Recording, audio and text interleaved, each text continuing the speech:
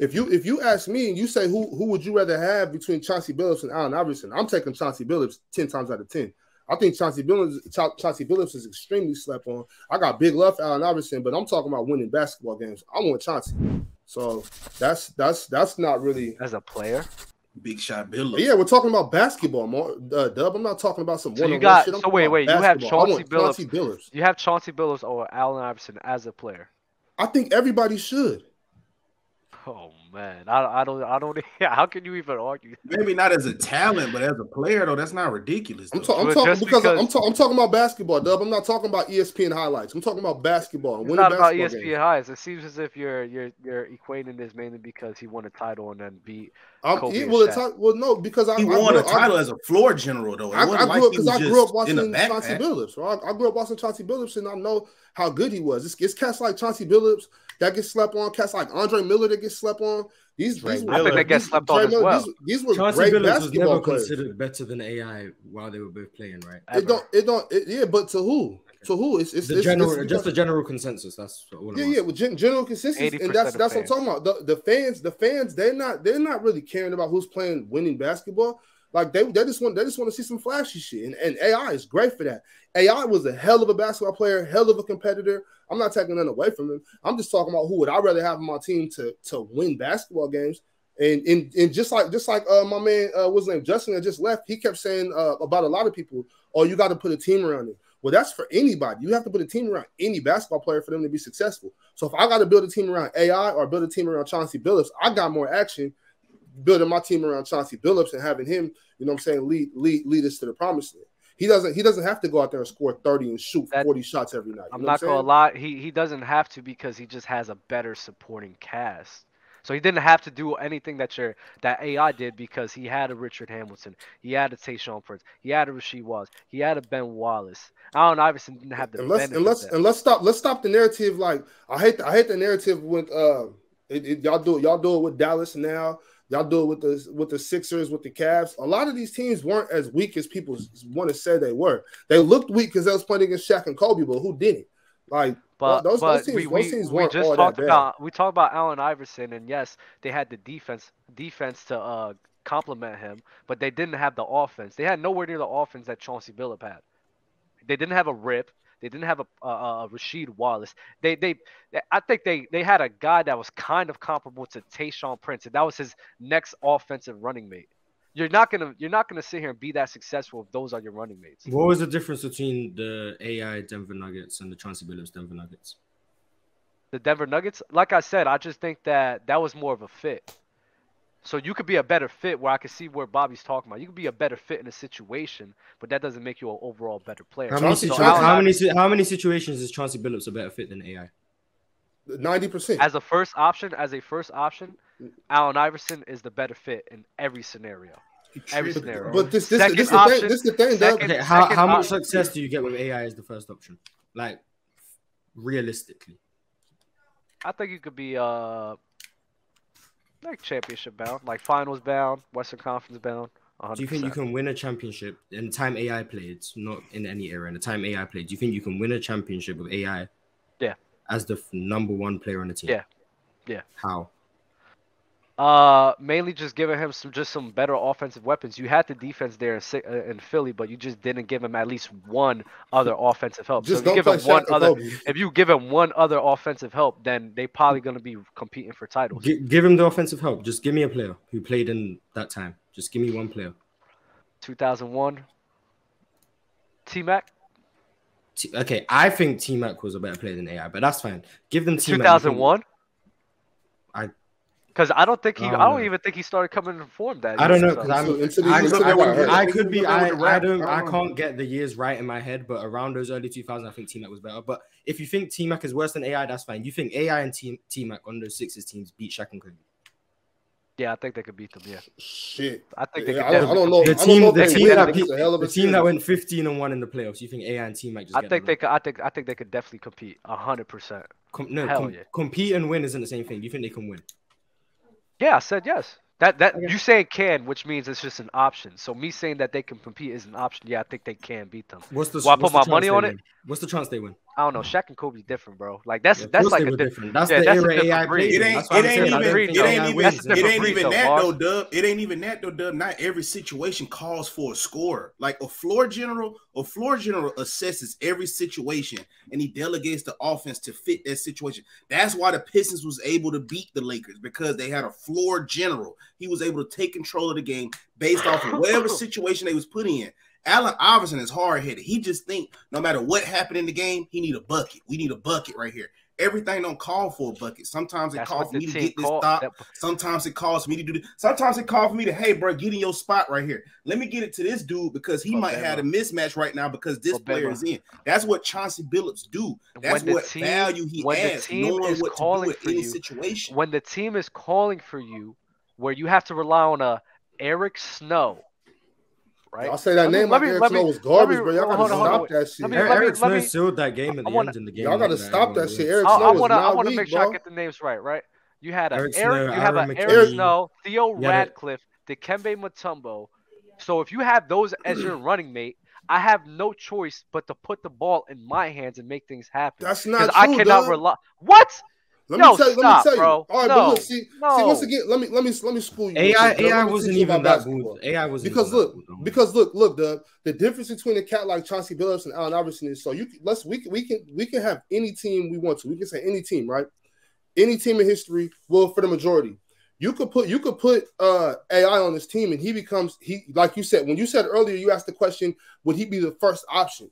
Okay, AI on the team, he's the first option, right? You put Chauncey Billups on that team, he's not looking at it like, oh, who's the first option? He's looking at it like, yo, we're gonna hold on. Let me teach you. Let me show you. No, when you get a guy like Chauncey Billups, a guy like Jason Kidd on that team, what happens is it's not, oh, I'm the first option. What happens is, yo, we're gonna run this offense. Whoever has the open shot is the first option. Whoever, you know, we run an offense. We play a system. It's not like when Billy Donovan got to OKC and he was like looked like he was starstruck by Russ and KD. When you guys get the ball and just ISO, that's bad basketball. Instead, let's move the ball. Jason Kidd was one who said when he went to the Knicks, it's like I'm trying to teach these guys that when you move the ball, you get it back faster. Move the ball, cut. Run an offense, and you get open shots that way. It's not always about who was the first option. Like that Pistons team with Chauncey, they had three or four first options because they were playing defense, running offense on the other end. It's not Detroit, right? Yeah, Detroit. Yeah, they had that mainly because they had the talent to have that, and then they had Chauncey Billups doing his job. When you have talent, there's never been a team with that Allen much talent. Iverson on that team did not have a guy like a Rip Hamilton. He did not have a guy like a Rasheed Wallace. He had a guy. The guy who was closest on that Pistons team to his running mates is Tayshaun Prince. He had guys of that caliber that he had to rely on. So you can't sit here and just be that floor general if you're just relying on guys like that. I agree with that. Hey, because if you put Rasheed on that Sixers team, god damn. Well, look, this is my thing. It's not. Rasheed Wallace on that team. Yeah, actually, Rasheed and AI would have been. The Lakers would have had bananas. Once again, I'm not trying to say like I said earlier. I'm not trying to say like, oh, Chauncey Billups is a better scorer, a better individual talent. I'm not saying that. What I said was, if I want to win, I want Chauncey. That's all I'm saying. It's, you know. I think you just undersell how good that Sixers team was, in my opinion. That's what I feel the same way. I think a lot. Offensively, they weren't very good. Chauncey could sit here and do what AI did, or even come close to that, in my opinion, it's just I'll never get with.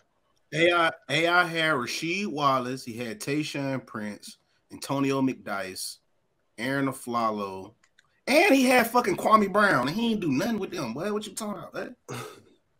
Yo, man, what? You talking about AI went to the Pistons?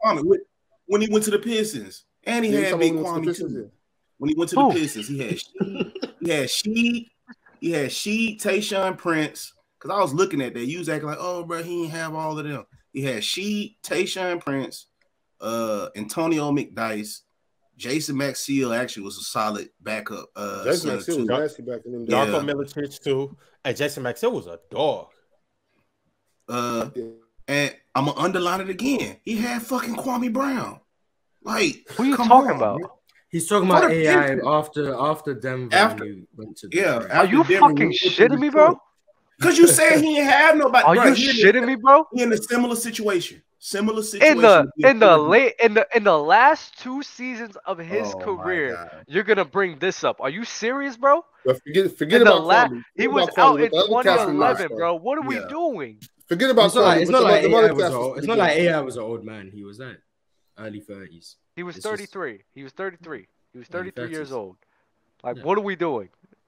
What are we doing? He got out the league. He got out the league 2 years later, and even then, he wasn't even coming close to the level of production which he did in years before. So that wasn't even close to peak Allen Iverson, or even prime Allen Iverson. Why are you trying to set watered down Allen Iverson? You saying, oh, he had help in his last 2 seasons? What?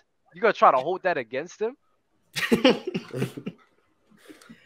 I mean, you just saying he had a position. He was in a situation. I gotta take a piss. I can't do this. Go pee, bro. Well, ass down to pee, baby. I ain't sitting down to pee, bro. Don't be saying what you be doing on the regular now. Let's not be doing that. Yeah, but that's all I was trying to say. I'm not trying to say Chauncey was better than AI. I'm just talking about I like a winning style of basketball. All right, Christopher D tapped in again and said, Ron, the same dude that would take Trey over Luka. And I said it once, and I'm gonna say it again. In certain instances, just like how Bobby would take Chauncey over Allen Iverson, in certain instances, I would take Trey over Luka because I think Trey would be more conductive to winning in certain situations than Luka would be. I appreciate if you never say Trae Young's name in the same sentence as Chauncey Billups again. All right, my bad. I won't say Trey and Chauncey ever again. John Vaughn said Ray Allen and Reggie did nothing as a number 1. I disagree with that. Christopher D once again said, who cost the Lakers more in the 04 finals? Shaq's defense or Kobe breaking the offense? Or is the blame about the same? Kobe. No, this goes back to that when me and Double going back and forth about the Mavs versus the Heat. It's not their fault. It's the Pistons. They lost because of the Pistons. Yeah, I can. That's what happened. It could be the Pistons. The Pistons came to play. The Pistons came to play and they punched them in the mouth and they couldn't do nothing about it. That's what happened. It's not we're not gonna disrespect the Pistons like that. Like, it wasn't Shaq and Kobe. They just got wrecked. It's not disrespecting anybody, but if somebody's over here doing something that's costing the team the game, that's something we just have to acknowledge. Are they getting far? Are they doing, because they didn't do that against the Nets, the Sixers, or the Pacers? So how come they did it? They didn't, because Kobe Bryant literally because the Pistons did it to them. Kobe Bryant literally was breaking the offense. That's just a fact. That's what happened. Because of this, maybe was it the style of defense they were playing on him? No. So Kobe just walked up and decided, you know what?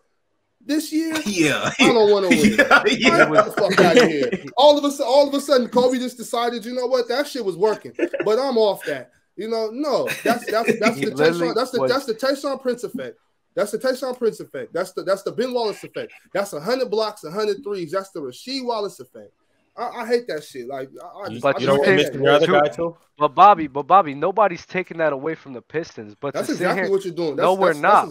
No, we're not, Bobby. We could sit here and acknowledge the fact that did the Pistons play great? Yes, the same way the Dallas Mavericks.